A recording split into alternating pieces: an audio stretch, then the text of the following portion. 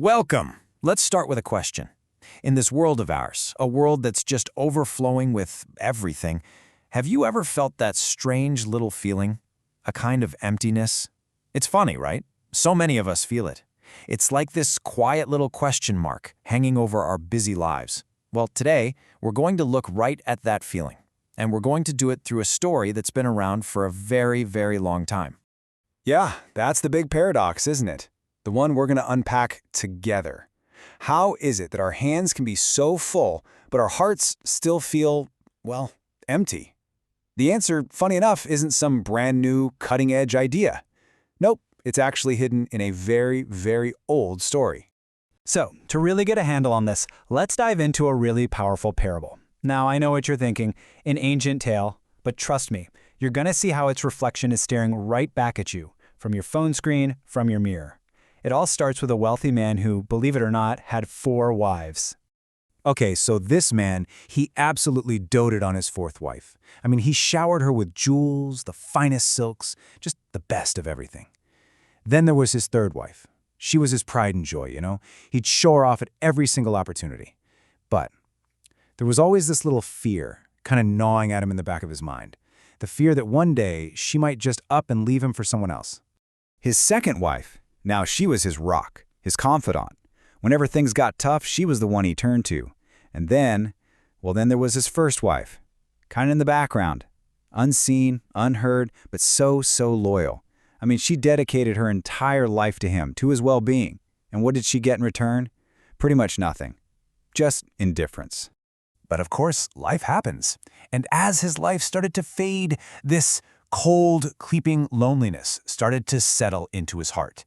He's thinking to himself, I've given so much to my 4 wives. Surely one of them will walk with me on this final journey, into the great unknown. And so he decided he had to ask them. So first he goes to his 4th wife. You remember, the one he adored, the one he covered in riches. He pleads with her, "Please come with me." Her answer? It was fast, and it was brutal. Just 2 words that cut him right to the core. All right, so next up, he begs his 3rd wife, the one he was so proud of, the one he showed off to everybody. Her response? Honestly, it was even more chilling. She basically told him, look, life is way too good to just give up, and I'm already making plans for my future. Yeah, a future without him. So, with a really heavy heart, he goes to his 2nd wife, his steadfast companion. She looked at him with this deep pity in her eyes and said, I'm so sorry, I'll stay with you right by your side, but only to the end. I can walk with you all the way to your grave, but I can't go any further than that. And just like that, despair. It just washed over him. He was completely, utterly alone. But then, from the shadows, he heard this weak little voice, and it was his 1st wife. She was so gaunt, so frail. You could just see the years of neglect. But even though she looked like she was wasting away, her voice held this incredible promise. And in that single moment, it all hit him. This profound, just crushing regret. He saw it all with this crystal clarity. He had spent his entire life pouring everything he had into the wrong things, into the wrong relationships. And all the while, he was neglecting the only one who would truly never, ever leave him. Okay, this is the big turning point. This is where the story stops being just some old tale and becomes a mirror. Because that man's story, it's our story, your story, my story. Each one of those wives, well, she represents something fundamental in our own lives. So let's just decode this, right? Let's break it down. The 4th wife, the one he showered with all those riches, that's our body. We spend our whole lives decorating it, trying to make it perfect, but in the end, it can't come with us. The 3rd wife, the one who is his pride and status symbol, that's all our stuff. Our possessions, our career, our wealth. Guess what? It all gets passed on to someone else. The 2nd wife, the loyal one, that's our family and our friends. We love them, they love us, they'll walk with us right to the very edge, but they can't cross over with us. And that leaves the 1st wife, the one he forgot, the one who is always there. That is our soul, the only true companion that journeys with us no matter what. And right there, that's the uncomfortable truth of this whole story, isn't it? It forces us to ask, which wife are you spending most of your time with? Because, just like that man in the story, we are absolute masters at misplacing our love. We pour all of our precious, finite energy into things that are temporary, while the one part of us that's eternal just starves. I love this comparison because it just perfectly illustrates the choice we're all facing every single day.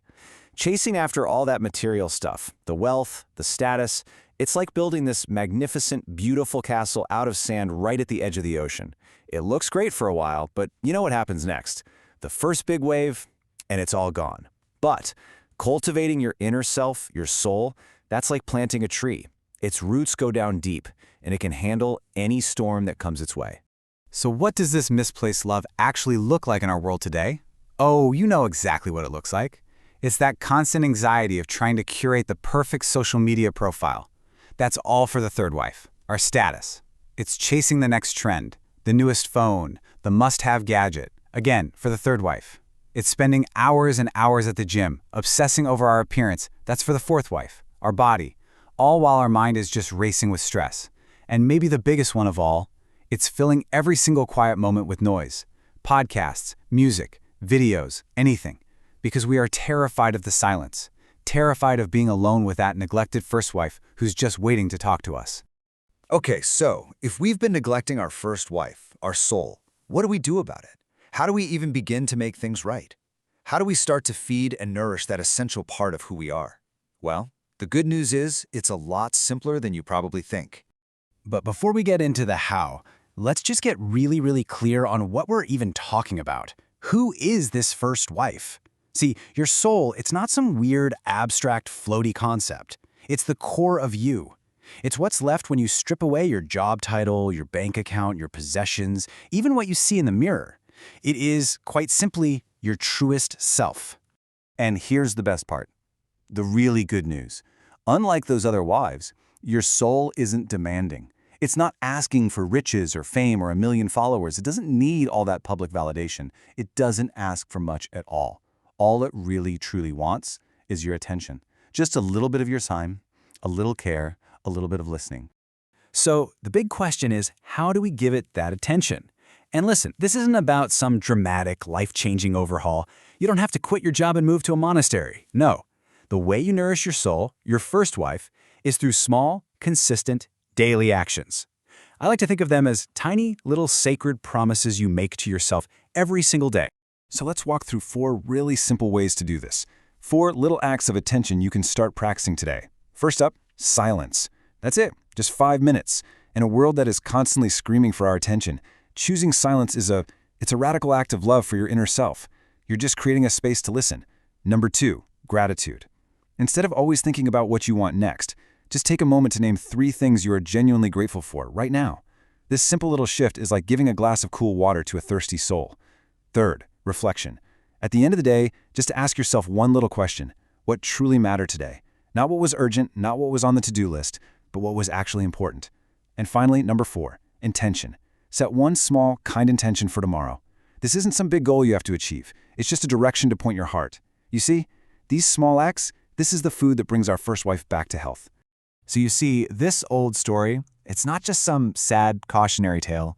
It's an invitation. It's asking us, all of us, to just take a step back and look at our lives, at our priorities, with really clear eyes. And it leaves us with one powerful, really personal question to carry with us. So I'm asking you, right now, how will you honor your first wife today?